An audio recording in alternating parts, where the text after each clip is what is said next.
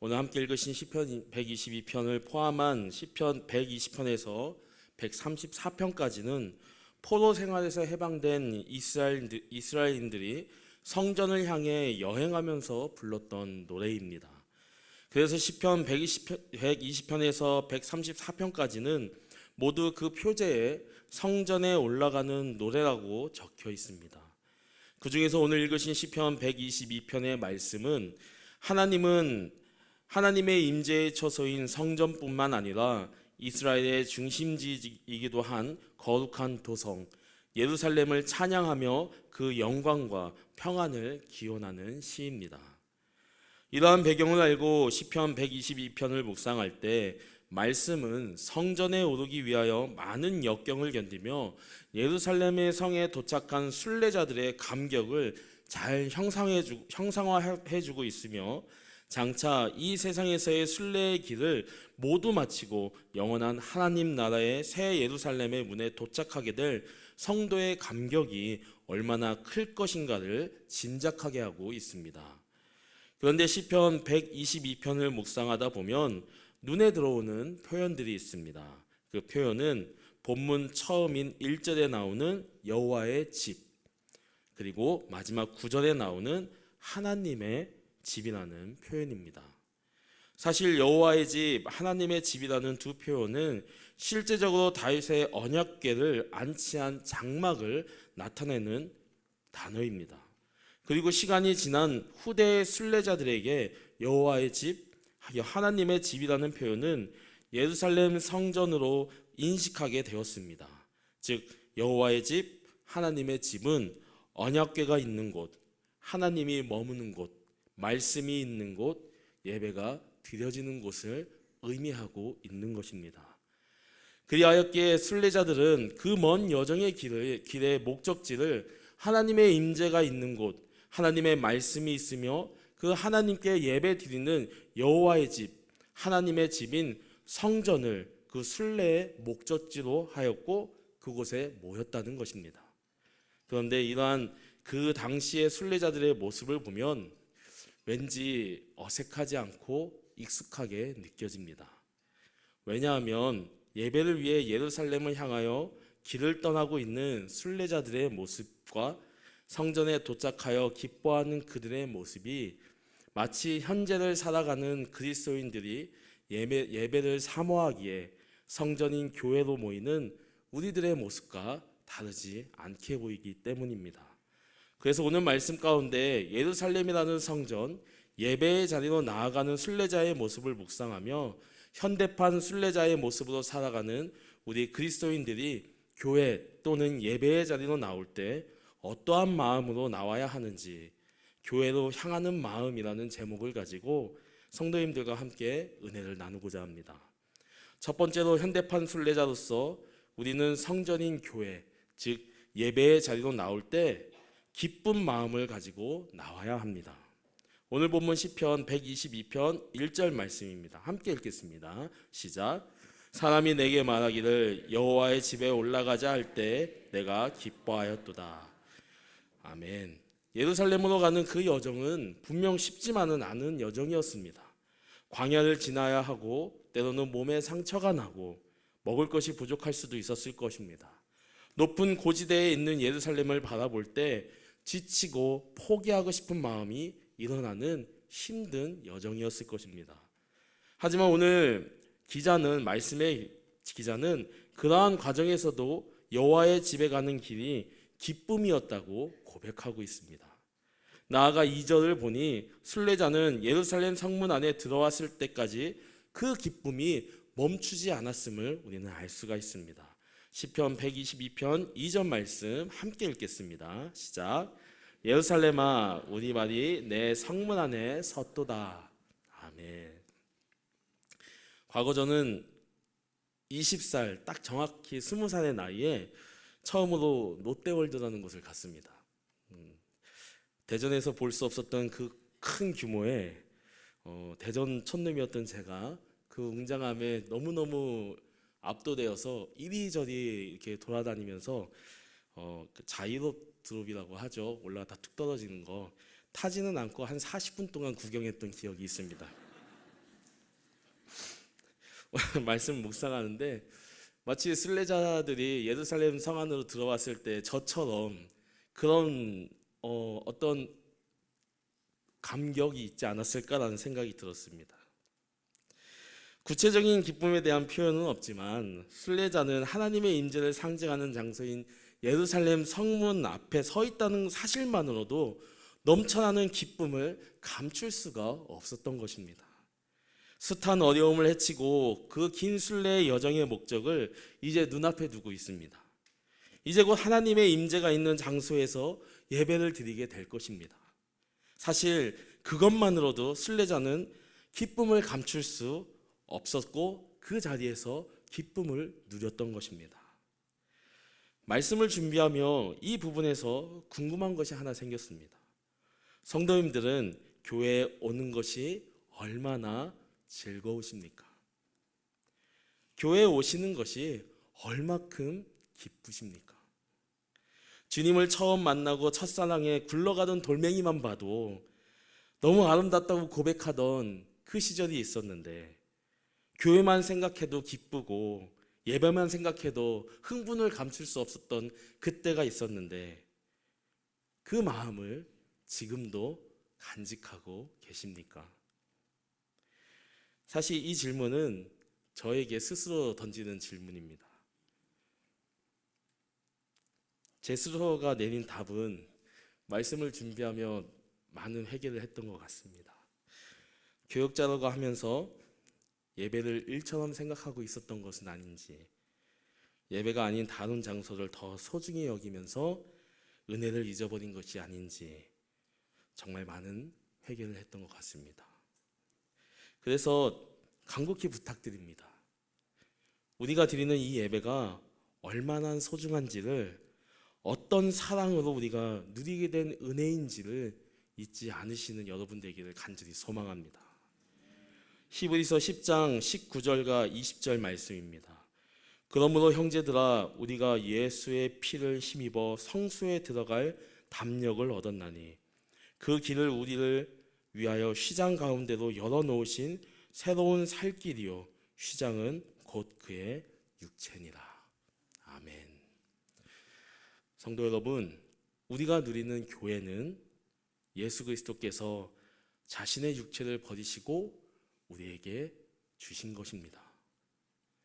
그리고 우리가 드리는 모든 예배는 우리를 사랑하사 우리를 위하여 자기 자신을 버리신 하나님의 아들이신 예수님의 핏값으로 얻은 예배입니다.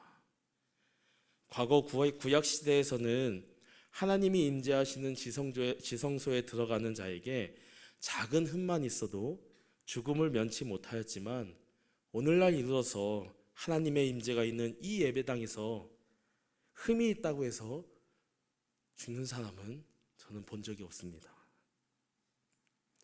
이를 통해서 우리가 알 수 있는 것은 우리는 예수 그리스도로 인하여 영적인 생명뿐만 아니라 이 예배당에 들어올 때 우리는 육적인 생명을 얻고 있다는 것입니다. 우리가 숨쉬며 예배드리고 있는 것이 바로 그 증거입니다. 이처럼 교회와 예배는 하나님이 예수님을 통해 보여주셨던 사랑의 결실입니다.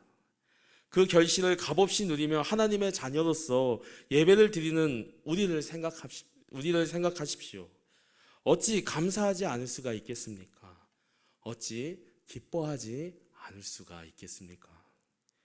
간절히 바라기는 우리가 이 사실을 잊지 않고 교회와 예배를 생각만 하여도 오늘 말씀 속 순례자와 같이 감격과 기쁨에 감사드리는 그러한 삶을 사시는 온전한 그리스도인 일상교회 모든 성도님들 되시기를 간절히 소망합니다. 아멘.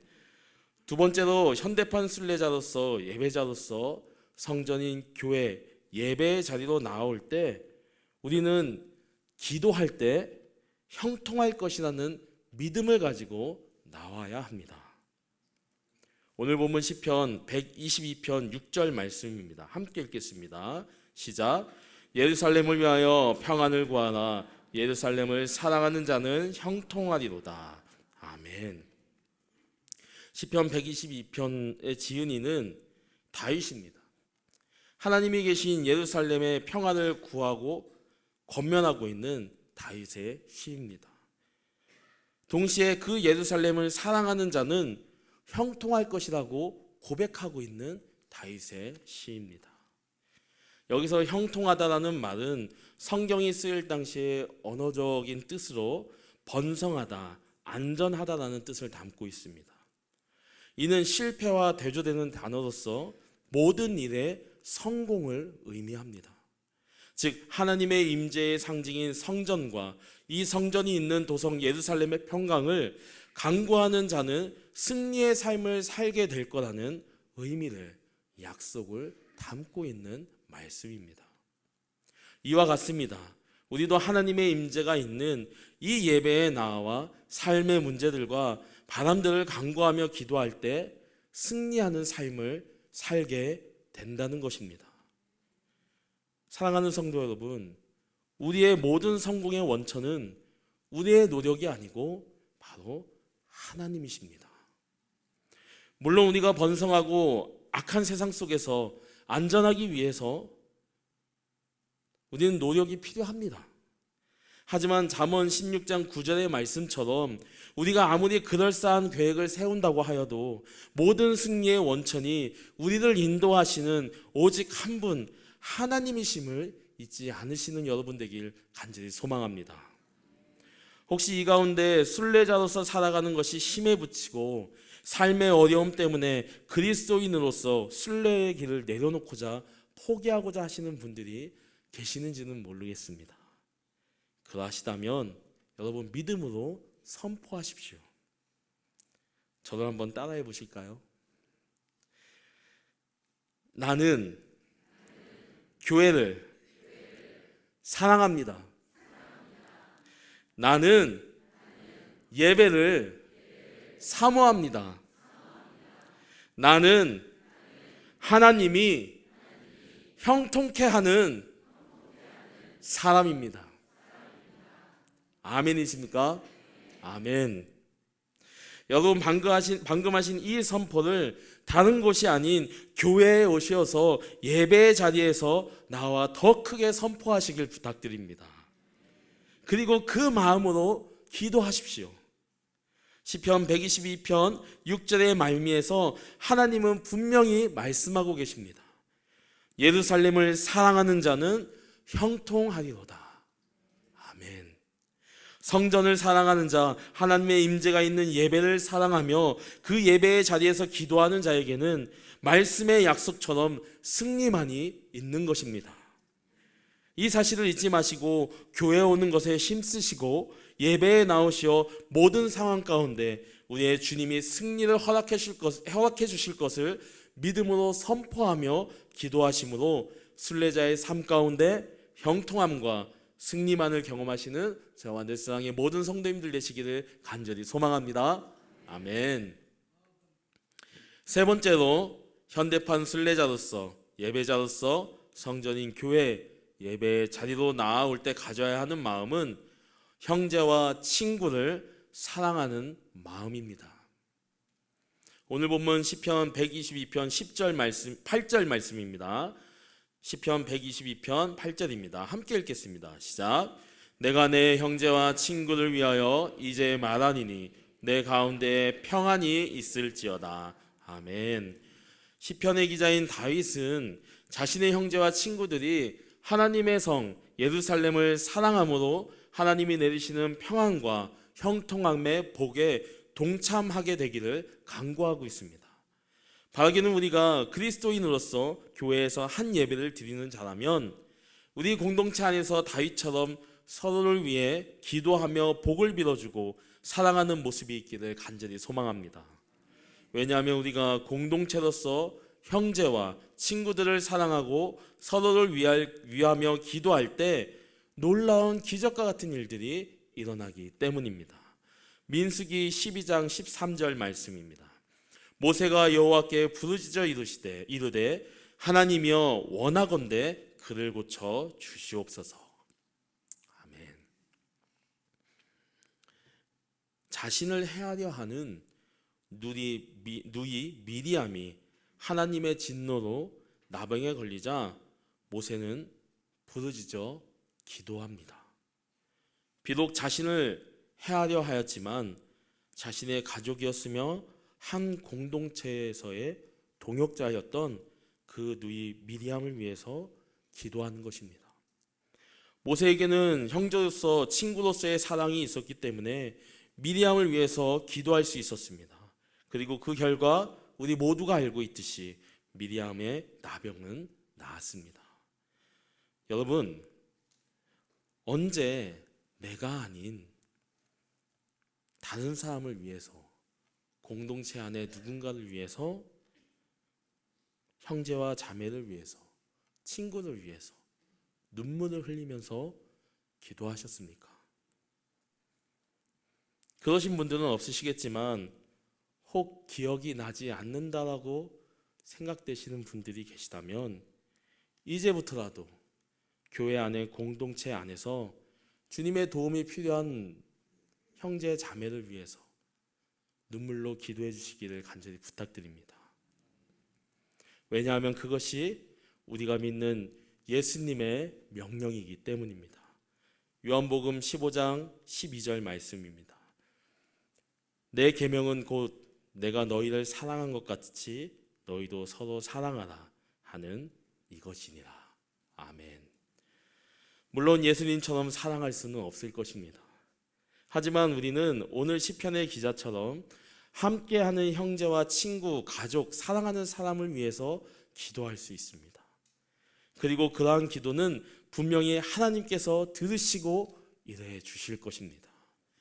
서로를 사랑하는 모습으로 교회 안에서, 예배 안에서 서로를 세워갈 때 우리는 지금보다 더욱 건강한 공동체가 될 것입니다. 그 건강함은 우리 공동체 모두가 하나님의 집으로 가는 순례의 길을 완주할 수 있는 힘이 되어줄 것입니다. 바라기는 이를 기억하시어 교회 안에서 또 예배 안에서 사랑하는 형제, 친구들을 그리스도인으로서 순례의 동역자들을 위해서 진심으로 기도할 수 있는 우리 늘사랑의 모든 성도님들 되시기를 간절히 소망합니다. 아멘. 말씀을 마무리하며 누가복음 24장 50절에서 53절의 말씀을 함께 읽기 원합니다. 누가복음 24장 50절에서 53절까지의 말씀입니다. 함께 읽겠습니다. 시작. 예수께서 그들을 데리고 베다니 앞까지 나가사 손을 들어 그들에게 축복하시더니 축복하실 때 그들을 떠나 하늘로 올려지시니 그들이 그에게 경배하고 큰 기쁨으로 예루살렘에 돌아가 늘 성전에서 하나님을 찬송하니라. 아멘. 부활하신 예수님께서 하늘로 올라가신 후 남겨진 자들이 한 것은 큰 기쁨으로 예루살렘으로 돌아가 늘 성전에서 하나님을 찬송하는 것이었습니다. 얼마 전 저희는 우리를 위해 십자가의 사랑을 보여주신 예수님께 감사드리는 마음으로 고난주간을 보냈습니다. 그 후 기쁜 마음으로 부활절도 보냈습니다. 그리고 3일이 지났습니다. 근데 여러분, 불과 3일이 지났는데 이 예배당에 오시는 여러분들의 마음에 그 예수님 때문에 기뻐하시고 감사하는 그 마음이 여전히 불붙듯이 있는지 여쭤봅니다.